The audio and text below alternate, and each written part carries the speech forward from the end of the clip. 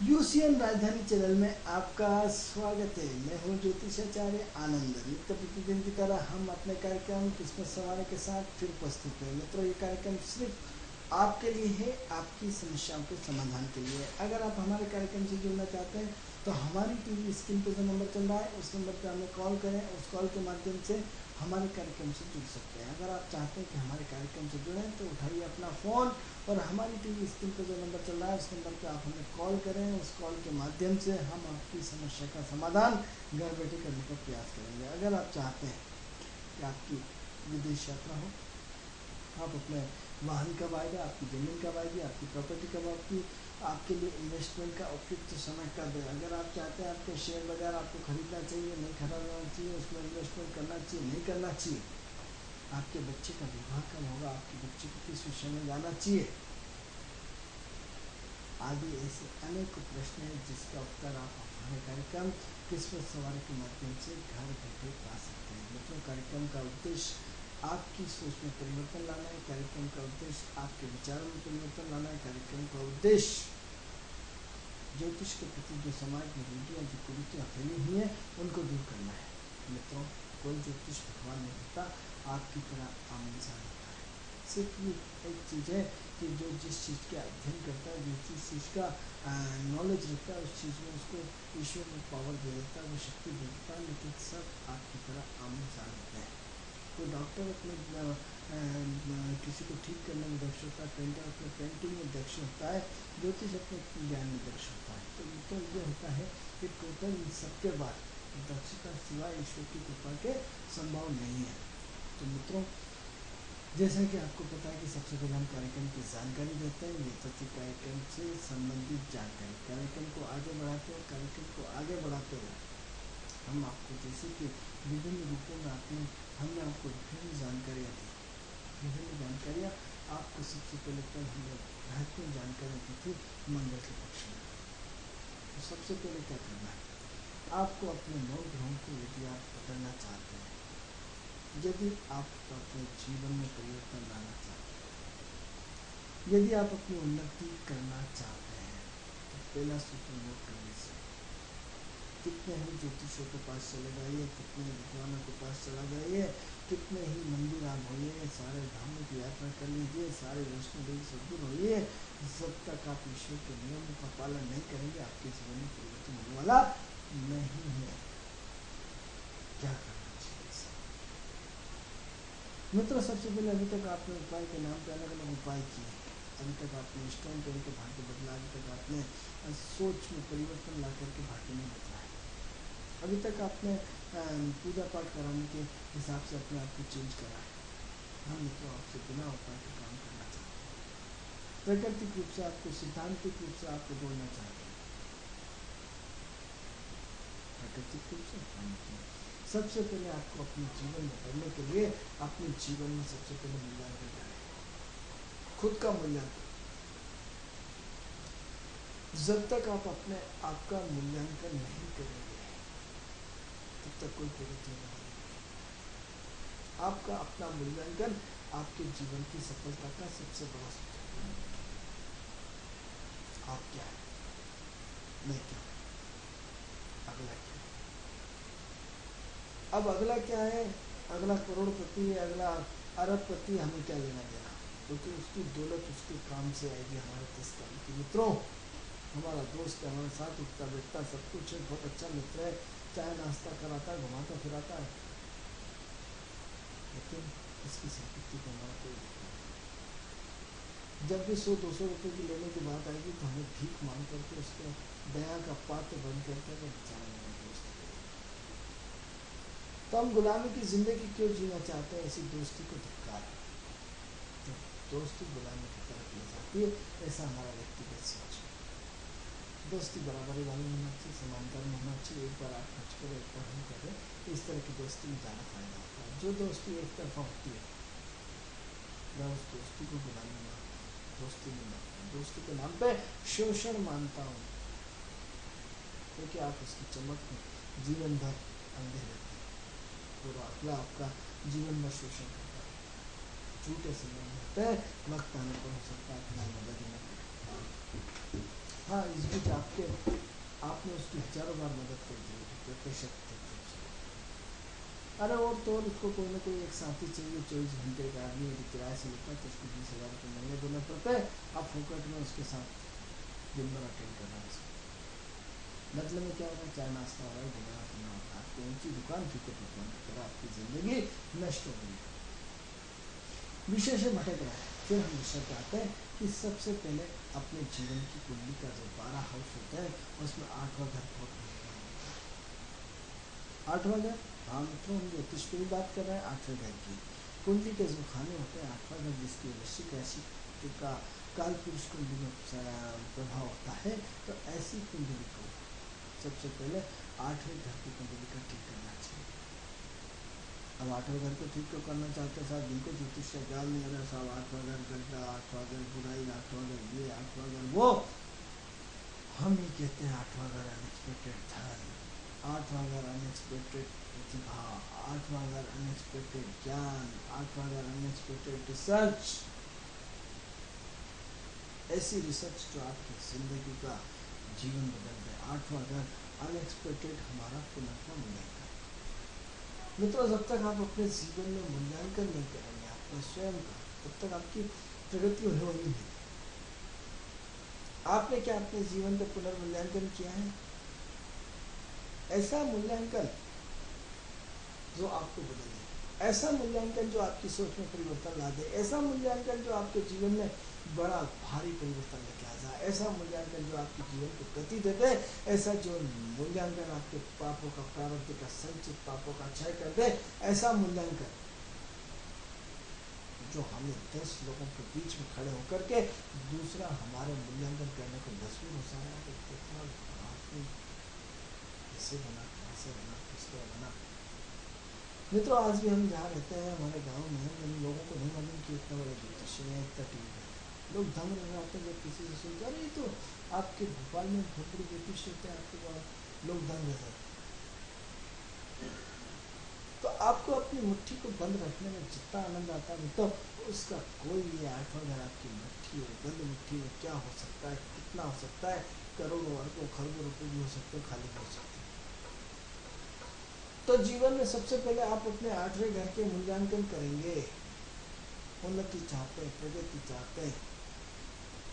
अब मूल्यांकन तो कई रूपों में होता है। आपकी परीक्षा में मूल्यांकन करता है, आपके व्यक्ति पहली बार हाथ मिलाकर के मूल्यांकन करता है, आपकी बातों से मूल्यांकन करता है, आपके एटीट्यूड से मूल्यांकन करता है, आपके विचारों से मूल्यांकन करता है, आपके खान पीन से मूल्यांकन करता है, आपके खाने रहने रुकने से मूल्यांकन करता है, आपकी एटीट्यूड से मूल्यांकन करता है, आपके कर्म क्षेत्र से मूल्यांकन करता है, आपने क्या पहन रखा उससे मूल्यांकन करता है, आपने क्या सोचते हैं ये मूल्यांकन करता है, आपके विचार क्या है ये मूल्यांकन करता है, आपकी धन की स्थिति क्या है ये मूल्यांकन करता है, आपकी पारिवारिक की स्थिति क्या है ये मूल्यांकन करता है, आपके किस खानदान से हो ये मूल्यांकन करता है, कि आपके आईक्यू का लेवल क्या है ये मूल्यांकन करता है, आपकी घुसपैठ क्या है ये मूल्यांकन करता है, आप सामाजिक प्राणी हो या आर्थिक प्राणी हो, राजनीतिक प्राणी हो, आप किस लेवल के प्राणी हो, इस लेवल पर भी आपका मूल्यांकन करता है। वो मूल्यांकन इस रूप में करता है कि आपकी धार्मिक आस्था है कि सामाजिक आस्था है, तो आप नास्तिक हो कि सात्विक हो,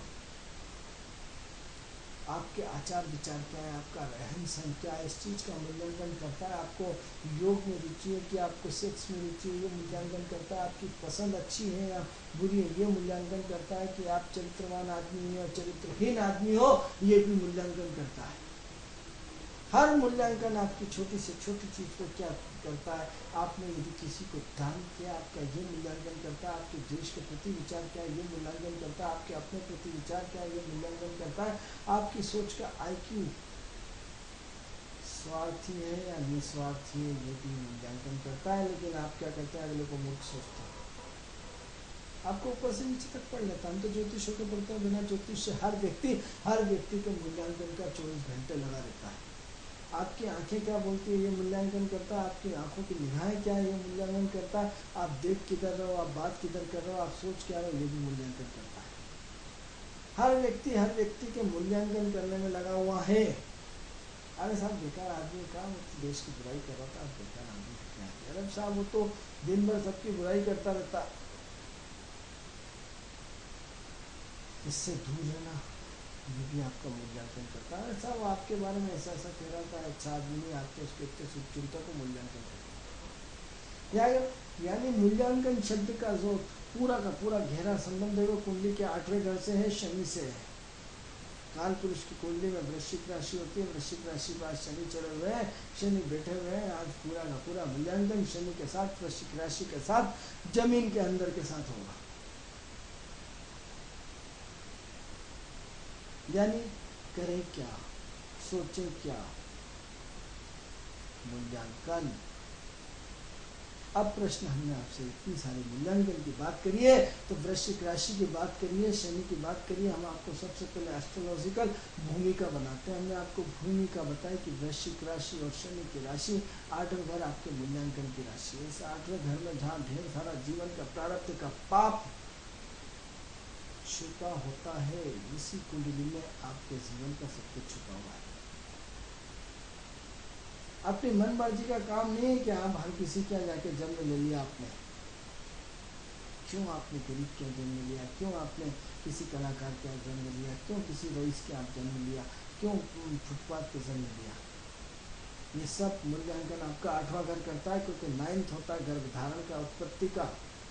उसका 8 उसका योनि काल पुरुष की कुंडली में पूरे शरीर का अंग डिवाइडेड है कि पहला अंग सिर का, दूसरा आँख का, तीसरा गला का, चौथा हार्ट का। तो 8वां घर होता है गुप्तांग का, 8वां घर होता है योनि का। योनि का निर्धारण यहीं से होता है कि हम मरेंगे, मरने के बाद किस परिवार में जन्म होंगे, किस वीर्य से जन्म होंगे, लो कैटेगरी से होगा, हाई कैटेगरी से होगा। इस योनि का निर्धारण भी आपका कुंडली का 8वां घर करता है।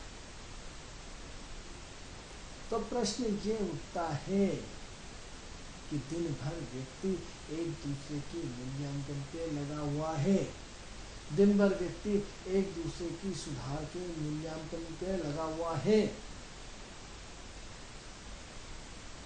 माँ अपने बेटे का मूल्यांकन करती रहती है, पति अपने पत्नी का मूल्यांकन करती रहती है, पत्नी अपने पति का मूल्यांकन करती रहती है। तब दोनों एक दूसरे की गलतियाँ निकालते रहते हैं, मूल्यांकन में पूरी जिंदगी निकल जाती है, एक दूसरे को समझ नहीं पाते हैं और सारी कहानी वहीं को वहीं रह जाती है। फिर हम ज्योतिषों के चक्कर लगाते हैं, किसी विद्वानों के चक्कर लगाते हैं, पंडितों के चक्कर लगाते हैं। साहब देखो आजकल के पति तो हमें बिल्कुल पूछ नहीं रहा, दिन भर लगते रहते हैं। अरे आपने इतनी एनर्जी आपने अपने आप के दूसरों के मूल्यांकन के लगा रखी है। यदि आपने अपने स्वयं का मूल्यांकन करके अपने एटीट्यूड को बदला होता तो आज शरीर परिवार शाश्वत होता। आपका बच्चा नहीं पढ़ रहा, आपका बच्चा मस्ती कर रहा, आपका बच्चा दे उसको उसका मूल्यांकन में लगे हुए, उसकी बुराई में लगे हुए। यदि आपने उससे बात करना बंद करके अपने मूल्यांकन किया होता कि जब तक तुम अच्छे बच्चे नहीं बनेंगे हम आपसे बात नहीं करेंगे, आपने 3 दिन बात नहीं करेंगे तो चौथे दिन मम्मी नहीं बात करते ना माने। माँ का प्यार, माँ का ममता तो माँ के आगे सबको प्रणाम करता है, भगवान को भी प्रणाम करना पड़ेगा। भगवान को भी झुकना पड़ा माँ के आगे। माँ तो वो ममतत्व है जिसकी कोई कीमत नहीं। लेकिन आप दिन भर साहब मेरा बच्चा तो पढ़ता नहीं है, टीवी का शौक किसको था? आपको था। गर्भधारण जब हुआ था तो आपने दिन भर टीवी देखी थी, गर्भधारण हुआ था दिन भर मोबाइल में लगे हुए थे, तो आपका बच्चा तो गर्भधारण से वो तो देखेगा ना। यदि गर्भधारण वक्त आपने अपनी अच्छी अच्छी मैगजीनें पढ़ी होती, अच्छी अच्छी सिद्धांतिक बातें की होती, अच्छा एटमोस्फेयर निर्मित किया होता, सास ससुर से नहीं लड़े होते, सारे आठवें घर की बात है। आपने अपने पति को नहीं दबाया होता, अपने आचरण अपने पति के अनुरूप रखे होते, आपने प्रकृति के नियमों का पालन किया होता, आपकी सात्विक भोजन का निर्माण किया होता, तो आज आपका बच्चा उस लेवल के ऋषि लेवल का पैदा होता जो आपका पूरा वर्ल्ड में नाम रोशन करता।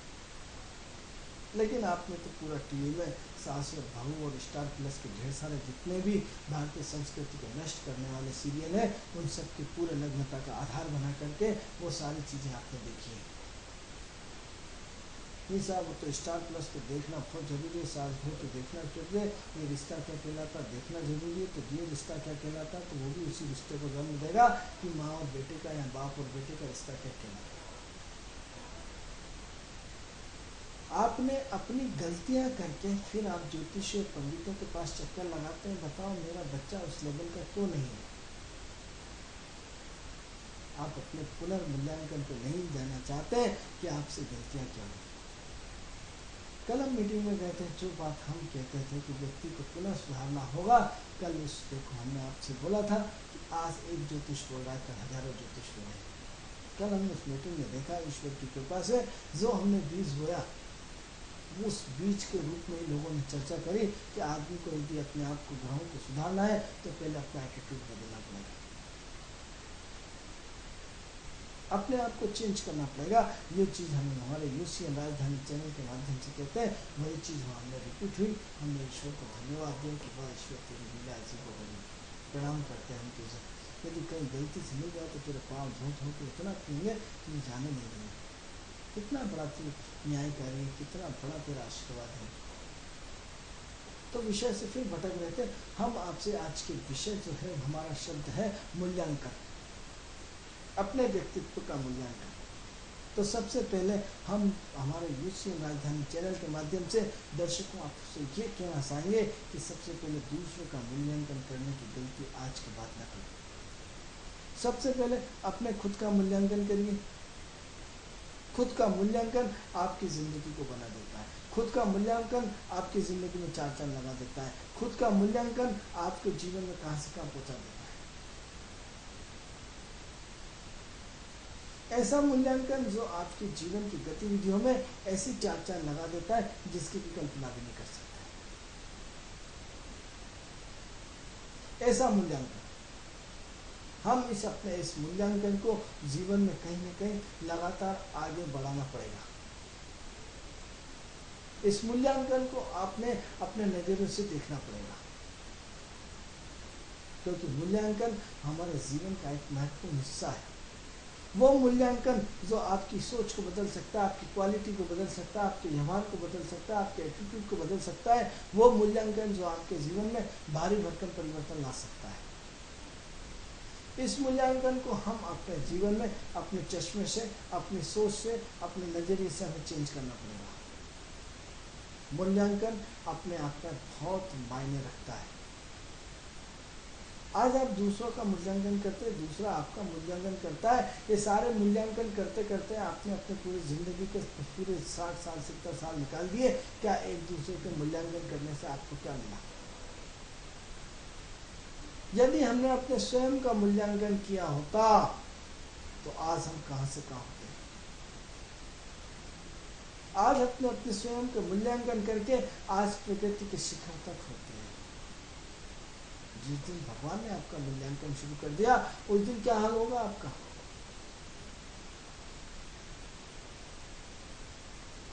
इसीलिए अपने जीवन को सबसे पहले अपने मूल्यांकन के नजरिए को बदलना पड़ेगा। वो मूल्यांकन जो आपकी जिंदगी में चार चांद लगा सकता है। क्या ये मूल्यांकन हमारे लिए उचित है? क्या ये मूल्यांकन हमारे जीवन की सारी स्थिति को चेंज कर सकता है? बिल्कुल कर सकता है मित्रों।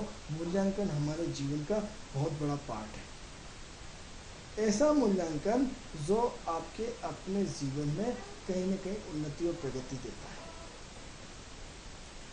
मूल्यांकन करना जीवन की हमारी अपनी मजबूरी है। मूल्यांकन करना अपने जीवन की कुछ न कुछ वो है जिसके कारण हमें कुछ न कुछ करना पड़ेगा। मूल्यांकन हम करना चाहते हैं या नहीं करना चाहते? कब तक हम मूल्यांकन करेंगे मित्रों? कब तक? मूल्यांकन करने के लिए हमें सबसे पहले अपने आप में परिवर्तन लाना पड़ेगा। मित्रों, कार्यक्रम आपको कैसा लगता है? कार्यक्रम का समय पूर्ण हुआ। इस कार्यक्रम से संबंधित यदि कोई भी जानकारी आप चाहते हैं तो हमारी टीवी स्क्रीन पर जो नंबर चल रहा है उस नंबर पे आप हमें कॉल करके पूरी कार्यक्रम की जानकारी ले सकते हैं। कल आपसे इसी समय अपने कार्यक्रम किस्मत सवारी के साथ फिर मुलाकात होगी। तब तक के लिए मुझे आज्ञा दीजिए। नमस्कार।